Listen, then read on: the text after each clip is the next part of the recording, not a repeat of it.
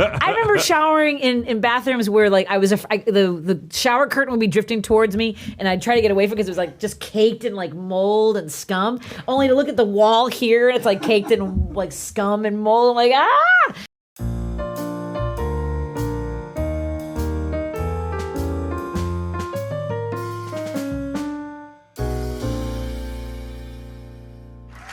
Oh my God. I bought a GPS for my car, and I don't like her. I mean, come on, I miss one turn and she cops an attitude with me. Recalculating routes.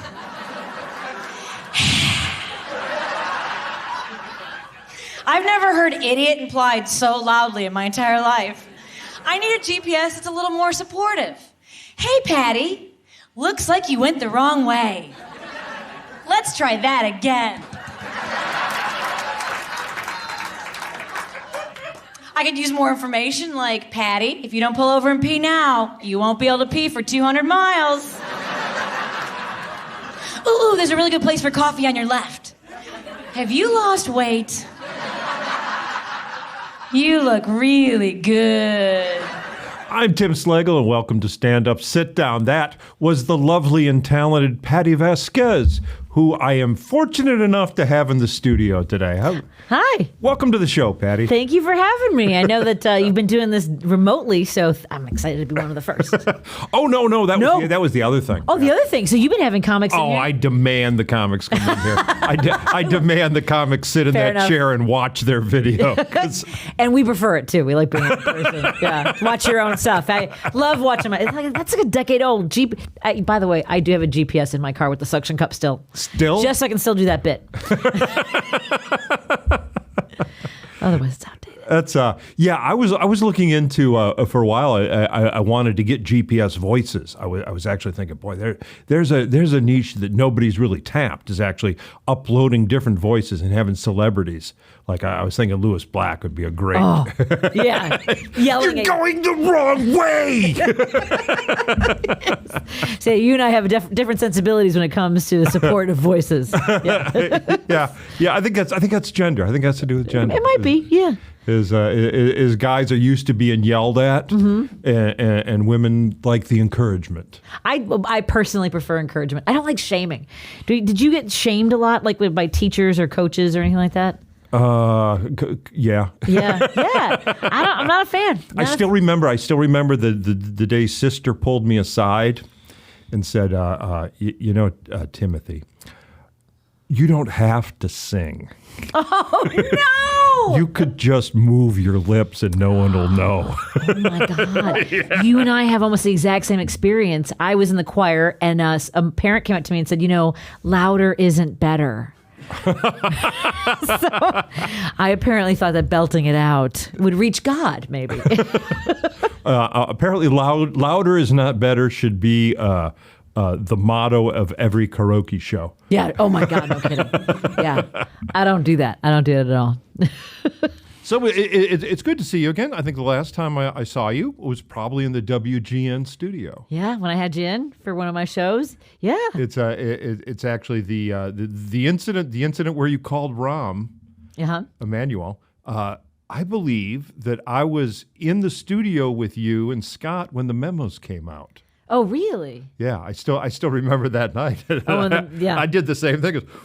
You called Rahm Emanuel at 2:00 in the morning. Oh, when somebody had released what the whole dialogue was. They had put it in the paper. Yeah, I think Feeder, somebody.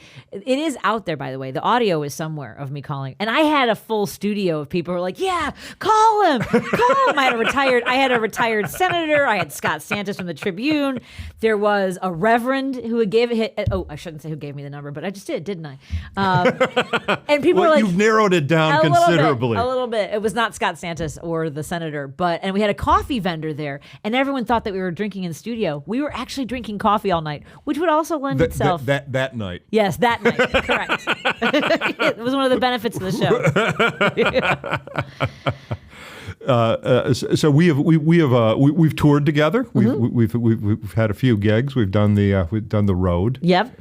And do you still do the stand-up on the road? Do you still? I do. I just booked a couple things, actually. I'll be traveling to like Wisconsin, and I've got a gig down in North Carolina. Yeah, I'm still doing once in a while on the weekends. Still doing that. Are you still touring? I'm trying to. Yeah. It's not that easy. No. Then some of the runs that you and I did, we did the Mueller run. So like the North Dakota, South Dakota. I mean, yeah, it was Nebraska and I was actually with you on your last Mueller run. Yes, you were. I'm out of here, Tim.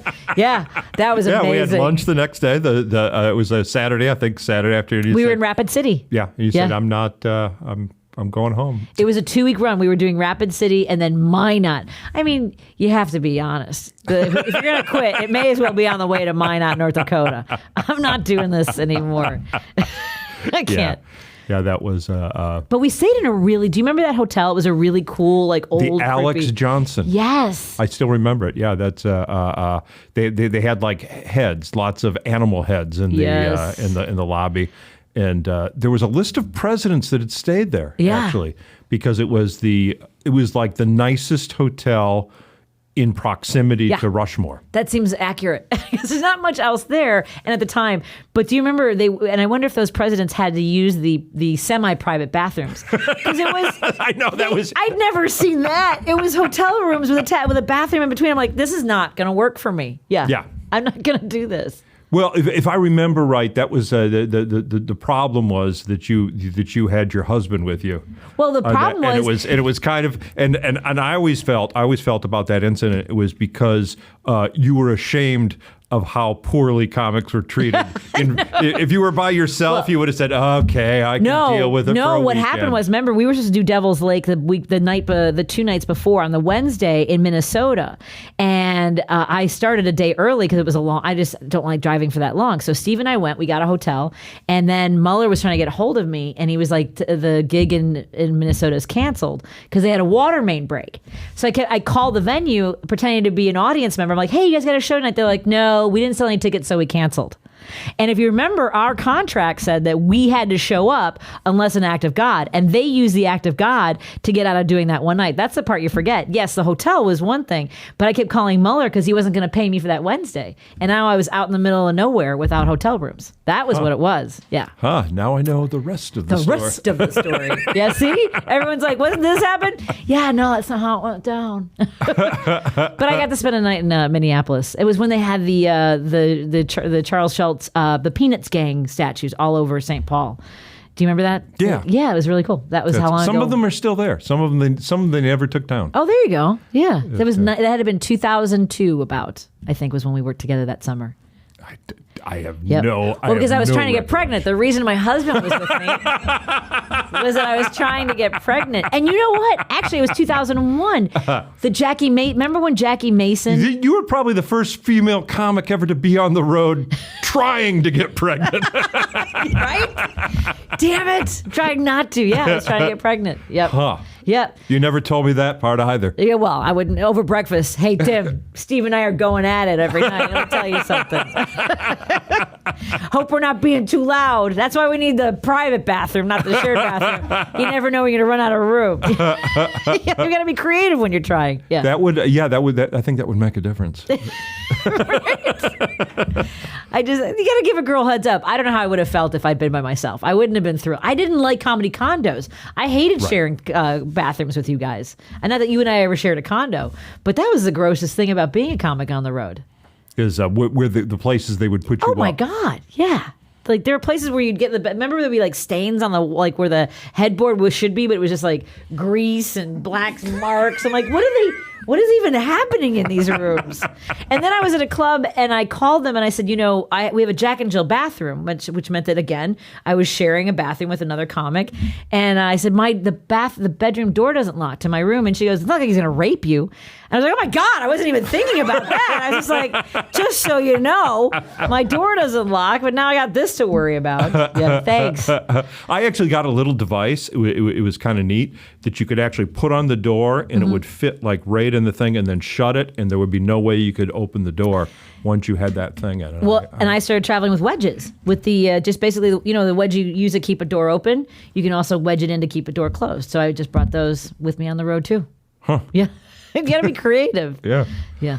It's I did one gig. I won't mention it. Doesn't matter anyway. And pulled down the covers to go to bed. Oh God. And it was in a condo. Yeah. Somebody had been there before me. Oh. And probably more than one person. Oh God. Yeah. Did you sleep in the wet spot? Did you sleep in the wet spot? It's not that time. Oh my gosh, I flipped. I threw a bit of a tantrum that's probably kept me from ever being booked back there again. Because the other comic, after I was done with my tantrum, I'm sitting on the couch, I'm catching my breath, and he finally comes out of his room and he goes, "Are you done?" Are you done? Oh God. So he was sitting there in the room with the wedges underneath the door. Yeah, going, right. Oh God, oh God, oh God. Yeah. Once he's done trashing the place, he's going to come after me. Oh man. What I never understood, like, just asking for some decency. Like, we were somehow unreasonable for that. It never made any sense to me. We were the ones that they wanted to have bring people in. Yeah. If we asked for just a little bit, like, clean sheets, well, we're insane. Yeah. Yeah. Oh, Miss Fancy wants clean sheets on the bed. Yeah, exactly. You want us to wash the toilet too? Right? I remember showering in bathrooms where, like, the shower curtain would be drifting towards me, and I'd try to get away from it because it was like just caked in like mold and scum. Only to look at the wall here, it's like caked in like scum and mold. I'm like, It was. I'm like, am I supposed to wash the walls while I'm in here? It was disgusting. It was all of it was just. I don't miss that at all. I used to spend money to get my own hotel room all the time. Yeah. I found myself doing that more than once. Yeah. You have to at some point. I think that's about all the time we have for this segment. All right. Enough with the scummy walls. We'll talk about scummy walls and beds. We'll talk about better things on the next side. Here on Stand Up, Sit Down. I miss my dad a lot. I lost him 4 years ago, and I wish he made to see my two sons. My son Griffin is 2 years old, and he looks a lot like my dad. Even when they gave him to me, I was like, oh my God, he looks just like my dad. And not just because he was toothless and bald, but kind of. And it was amazing. I was like, he looks just like my dad, which really freaked me out when I was breastfeeding, because that was bad. Oh God!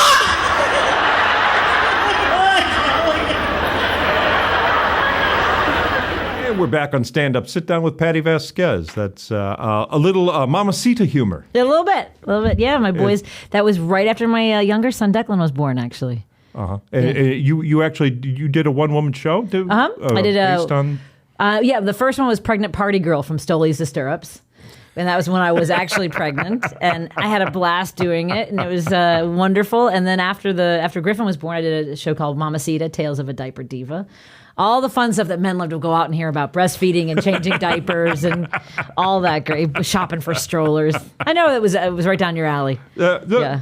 I don't know. So apparently the private bathroom worked. It did, exactly. Yep. I actually had done a show at Zany's. I know the night that I got pregnant because I was trying to keep my head from hitting the corner of a coffee table, which is actually true at a hotel. I won a hotel night from WGN Radio's Nick DiGilio before I worked there, and that was the night that we conceived Griffin. Wow. Yes. So when you were trying at the Hotel Alex Johnson in Rapid City, it was the eggs were saying, nope. This is not the place. As soon as you had the 5-star downtown, Exactly. the eggs said, okay, come on in, guys. Yeah, let's go for it. I know.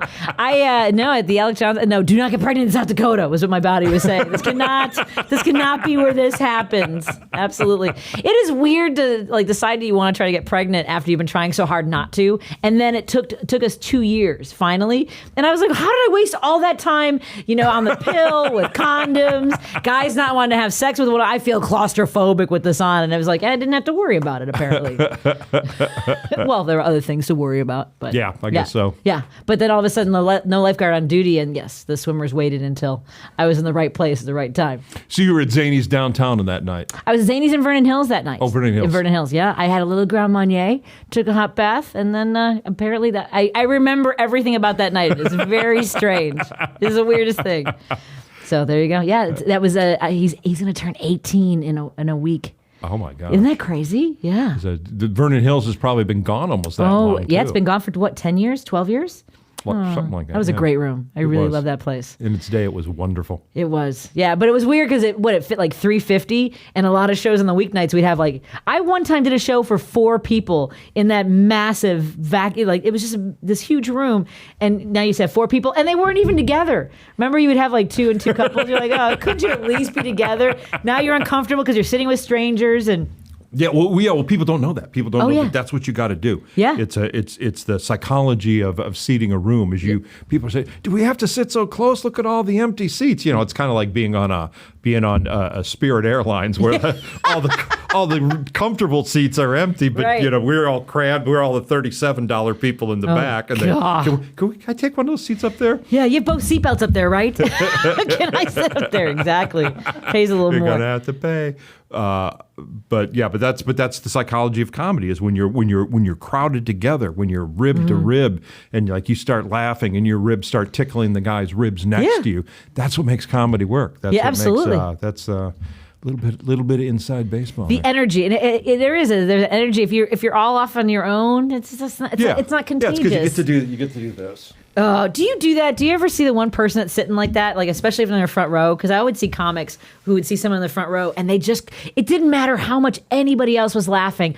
All they want to do is make that one person laugh. I'm like, why? Punish that guy for being a jerk. Reward everybody else with your good energy. Yeah, they don't care. They don't care. They don't care that he's just glaring at you. It's, you know, that's your ego, buddy. We're not playing Make Me Laugh at a bat mitzvah. Stop it. What are you doing? I think the last time we worked together was at Zany's, and it was I believe that it was Susanna Lee was holding her confession show. Right. Yeah. And that was the first time that I had heard about your brother. Right. And I don't think you even expected to that night. Right, and I never know when I'm going to tell people, and I will tell you for the audience. My brother, right? My brother Michael was murdered by John Wayne Gacy, and it was something I never wanted to bring up on stage, and it's so weird because it is often used like that my family's tragedy and the tragedy of so many families is often used as fodder, and once in a while I do feel like claiming it and going, you know what? You know, I don't remember, honestly, Tim. I don't remember the circumstances of talking about it with Susanna. I mean, like it was with the audience. Yeah, you were on stage, and you were just kind of rambling, and all of a sudden it came out. It was like I think that it was Susanna might have been there that night, but I think it was the show that Nate Weatherup and Emily Galati would do, which was their stage fright show. Oh, that could have been. It was one, you had an hour because that was the only time I ever addressed it on stage. That's what it was. I'm confused because we did the show with Susanna too. Yes, that night was the Vasquez story came out. Yes, that was when I walked out of and people asked me if I was okay. I walked off the stage and walked out of the back of the room. I was a little frustrated because they kept asking me. I didn't want to do that show. And part of it was because I got into comedy to wrap the cloak of comedy around me to be somebody else to audiences, and they were essentially asking me to strip that away and just make things up as I go. And the premise was I almost died, so I worked backwards from almost dropping my mom into the Grand Canyon, getting hit in a car accident, and I worked all the way back to when my brother was murdered and I was abducted when I was 3 years old. That was the whole span of it. Yes, that was, and I think everybody was a little bit surprised and caught off guard. Yeah. I had no idea. Because we were talking earlier, you had said that that's why you changed your name. Yes, Gacy was executed the same summer I started doing stand-up comedy, and our Bonin is not a very common name, and I just didn't want to be back. I didn't want to have to talk about it. Again, it's like that cloak of being somebody else, and it also explained, Patti Vasquez was just simple and it felt right, and I just wasn't going to have to deal with it, and I didn't want to start any interview as a young comic. Now I've had the span of 25 years, and I can talk about it. I've had a lot of life experiences, but at the time I was a kid, and I just didn't want anyone to know about it. Yeah. It's I don't know if you remember, but we had a discussion years ago about whether you should go on stage as Vasquez or Bonin. Right. And you lied to me. What did I say? You said, well, I'm hoping that I can, tap into that Hispanic sort of. Yeah. That was your excuse. Mm-hmm. You were actually so. It was, and the other thing is, it's not advantageous to have a Latino name in stand-up comedy because a lot of clubs wouldn't book me because of the name. Yeah, and they've told my bookers that they're like, you know, we don't book Latino. They don't do well in our rooms. It drives people away, especially at the height of like anti-immigration stuff. Yeah, no, there's no tapping into the Latino. Yeah. Sorry. No, no. But in that conversation, you did not want to admit the oh no, I wouldn't have shared and that now with it's you. now you do. Did you actually? Is that actually worked into your act at all? No. I mean, I'm writing about my family story. I don't see a situation in which I would do it in a stand-up comedy club. You know, you and I touch on things that people aren't comfortable with, whether it's politics. For me, I talk about my son having special needs. I talk about breast cancer and things like that. That's where I think I would probably not be comfortable talking about that. I think it would make people go, "What?" It's too strange and.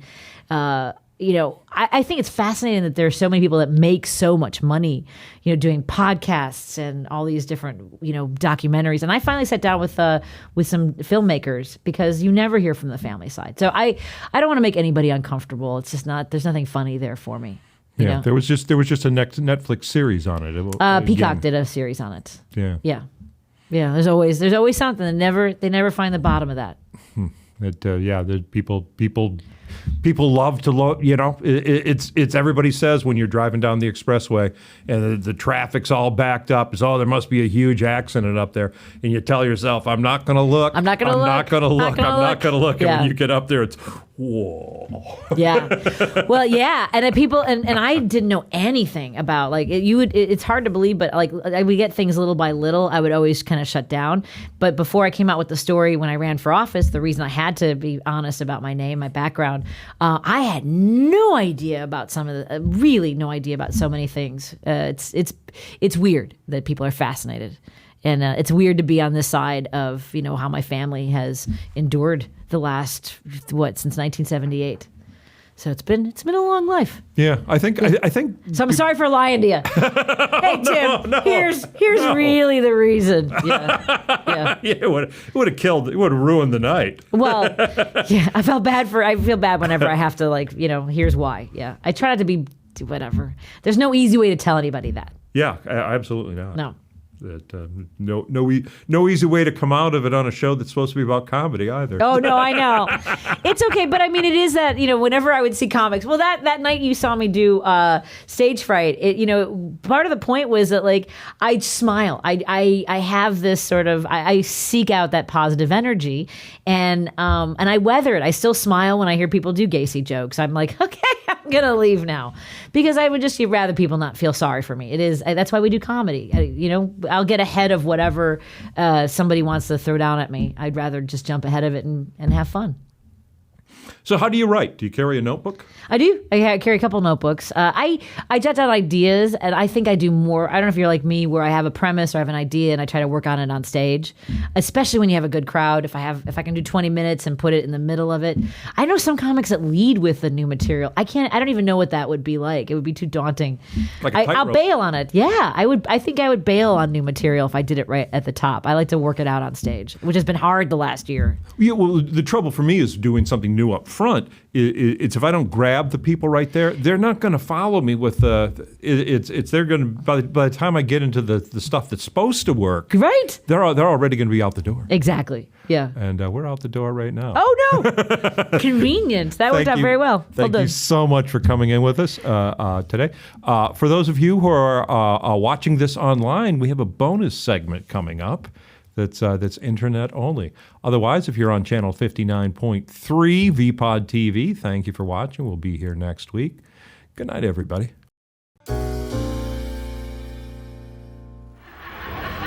My mother really has an accent, by the way. Please don't think I'm making fun of my mom. She really has an accent, and I shouldn't make fun of her because she's a brilliant woman. She's very intelligent.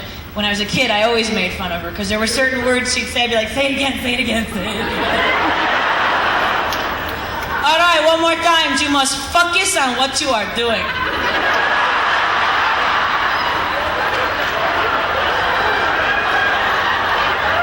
Mommy said the F word. Focus, focus, focus. I used to get in trouble in grade school for that one. It means to concentrate, Mrs. Jordan. Look it up. Got it wrong on every spelling test. That was confusing. What do you mean there's no K? And welcome to the bonus segment of Stand Up Sit Down. If you notice, Patti Vasquez was allowed to say "fuck us" in this part. I can actually say that. I think I can. I said it on the air. Maybe that's why I got fired. No, yeah, fuck us. What's really funny is I could probably get in trouble for that, even though it is a podcast segment, because I could be accused of mocking Hispanics. Oh, there you go. Possibly. I don't know. It's so funny because my son will try to do an impression of my mom, and he ends up sounding Russian, which just cracks me up. So, or Transylvanian or something. Yeah. Can't quite. Did not grow up with it as you did. No. And I still do the accent, and it cracks me up because if I look at my career, I mean, really, she is why I started doing stand-up comedy, and Margaret Cho, because Margaret Cho would do her mother's, and that's where I was like, oh, my mom's way funnier than Margaret's, and that's how I started doing stand-up. Yeah. I actually thought it would be a fun Mother's Day show to do, to get a bunch of comics all. You get Kevin Naughton does a good impression of his mom. You do an impression of get Dat Fan in there. Yeah, exactly. Mm-hmm. And it's comics doing their mother. Yeah. Well, our moms have to do the stand-up. I think that would be the great thing to see is how our moms do impressions of us. They are funny. Oh, look at me. I'm doing my mother's accent. Can your mother do your accent? I don't think. No, she can never. My mom has been here since 1968, and the accent it's never softened. It's just, and she always sounds harsh and mean. And I feel bad because I make her sound that way. Like, she'll say that you're getting a fat ass. It looks like you put yeast in your ass and it's just growing. I'm like, wow, that's intense. Thanks. It's like she has to use all the words she learned at once. It's like, stop.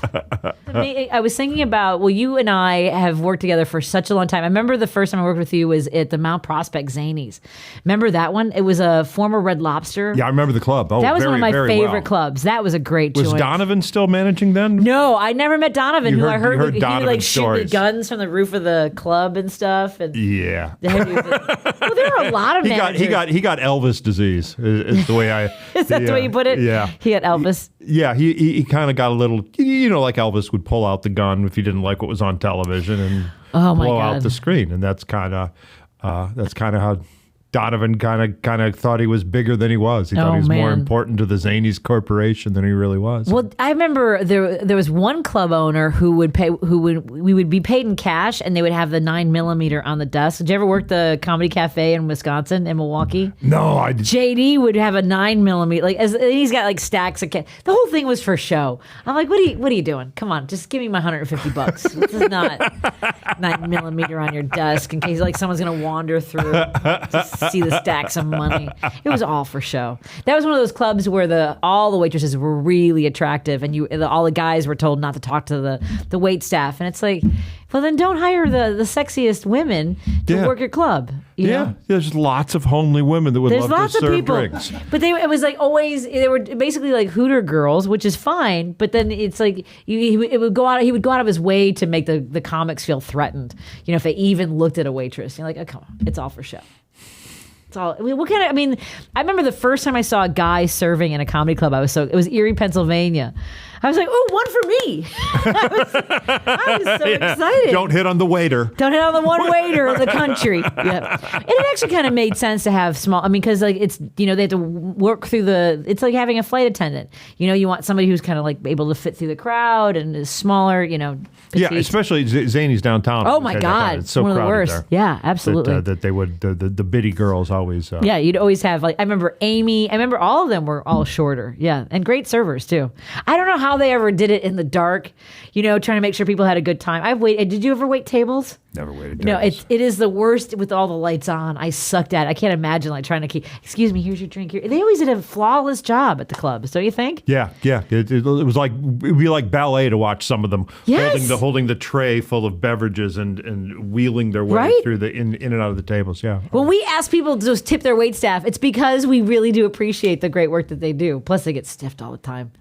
It always amazes me when people would hate our shows and then take it out on the wait staff. Yeah. It's not their fault. It happens to me a lot. You go in and the wait staff's like, oh, God, not Tim again. Yeah. Some of the clubs will be, you don't want to work Slaggle Week. Oh, man. Nobody makes any money on Slaggle Week. I remember at one of the clubs, they were like, I'm so glad you're here because whenever I'm there, he's like, all the women all come out, like a big bunch of girls, groups of girls. But those can also be like the worst shows, especially like a bachelorette party. Oh my God. Just cackling because it's a show for them. Normally, the worst part of any show will be the check drop. Oh. The better clubs, the best clubs, I think, are the ones that do not do the check drop till after the show. Yeah. At some clubs, they want to do it before the confusion of everyone getting up and leaving. So they'll do the check drop 20 minutes before the end of the show, and the crowd just goes quiet. Oh yeah. Because they've now got a metric to evaluate the show by. Oh my, yeah. But with women, there's another level of it because it's like, okay, you had the daiquiris. Oh, yeah. Now we're itemizing. We're trying to figure out. Can you get the calculator out? Yeah, exactly. It's like that great line, the stock line, which is the hack line, who ordered tax? Everyone's trying to figure out like what their part of everything is. Oh, jeez. Did you ever have any stock lines? Did you ever use any stock lines for hecklers and things like that? Because one of my favorites was I was in Atlantic City, and the owner told me that they were this table of guys was just going to be terrible, and they were loud and yelling at each other before the show started. And I was second up, but it was 3 headliners. And I remember these guys just hated me. They were interrupting, but the rest of the room was having a good time. And finally, I walked into the room. I walked off the stage to this table. And I go, hey, it seems like you're not having a good time here. Yeah, go back up on stage, little girl. Just go back up there. And I was like, no. You know what? I get it. There's going to be another comic. I'm not for everybody, but I'm sure you'll like the next comic. And let me buy you a drink. And everyone's booing. And they're like, no, don't buy him a drink. Screw him. and I just said to the bartender, I go, hey, can I just have a vinegar and water for the fucking douchebag over here? And boom, the room just explodes. And this woman sent me a letter to the green room. It said, and actually said in the letter saying that was the classiest handling of a heckler I've ever seen. And I was like, okay, that's Atlantic City for you. That's New Jersey. Yeah. Yeah, the stock lines when I first started, it was there were stock jokes, lines. It was when I started there was not a lot of people had material. So there was a lot of borrowing going on. And I understand the generation before mine that once somebody wrote a joke that worked, it became property of the entire industry. It was, yeah.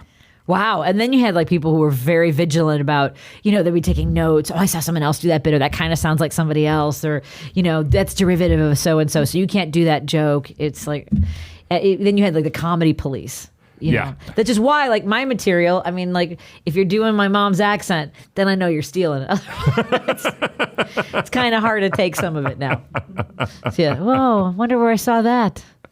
So what do you got coming up? Let's say you've got a new. Let's plug. Yeah, my radio show. You got a new radio show. Yes. You're 2 weeks in at this point. Yes, I have. Well, actually, by the time this runs, you'll probably be a month in. Yes, so I'm at WCPT 8:20 a.m. Monday through Friday, 5 to 6 p.m. during drive time. It's so weird to walk out of the station. It's still daylight out. I love that. Well, now. Yeah. Well, yes. In the wintertime, still, it's not too bad. Yeah, 6 o'clock it'll be a little bit dark, but it's wonderful. So how this is a different station, a little bit different than WGN. A little bit. When you were there, that was mostly they hired you to go on in between the laxative commercials and erection commercials, and I think we even had like some Trojan commercials. A lot of My Pillow commercials, actually, if you remember. Oh. Lots of My Pillows. Did you actually have to do live read for the My Pillow? I did live reads. Did you claim you had one? I actually do have. I have 2 in my bed. Really? Yeah. Still? Yeah, I still have them. You have not jettisoned them with Mike Lindell's. It's a pillow. What am I do? Fill a landfill with this crap? It's like, may as well keep using it. It works. Whatever. I mostly use them between my knees, which is weird now that I think about it. I feel like I'm a Jack Nicholson, but hold it between your knees. So now you're on Progressive Talk. I am a Progressive Talk. Yeah. So I'm a liberal. I knew you knew that. But I never said it on WGN. Like, someone said, well, you're a Democrat. And I'm like, I always wanted to be a space where people would have conversations. You can tell by my politics where I stand on things, but I wasn't going to be, hitting people over the head with it. I just think that we've gotten so hung up on all this, like these litmus tests of what it means to be a progressive or conservative, liberal, or all those things. It's just like, can we just talk to each other? Yeah. Well, the country's polarized. That's the problem. it's very, very polarized. It's become very, and what's amazing to me is that people that insist that gender is non-binary, the same people have made politics completely binary. Absolutely. I grew up in a house. My dad was a Republican and my mom is a Democrat, and I didn't know anything different than you could be in love with each other and still have a difference of opinion on politics. That's the way it works. That's You hate that, right? That's choking me up over here. Well, I knew my dad was wrong. I mean, that part I knew from a young age. I was like, this guy's whacked. I don't know what's going on with him. He actually voted his last election. He voted for Al Gore before he died. That's how I knew the end was near. I was like, oh boy, here we go. We're in the death chute. You know what? I think he probably voted for Al Gore after he died as well. He kept trying. No, Chicago. Exactly. That's right. Well, it's been great having you on the show. Thank you for having me. Really, no problem. Hope I didn't make it too uncomfortable. All right, then. Nah, we're old buddies. Fair enough. But we go back away. It ways away. And thank you for coming on. This has been Stand Up, Sit Down. If you are in the Chicago or Peoria area, you can watch it on channel 59.3 on weekends. Other than that, you can watch it right here where you caught it. Good night, everybody.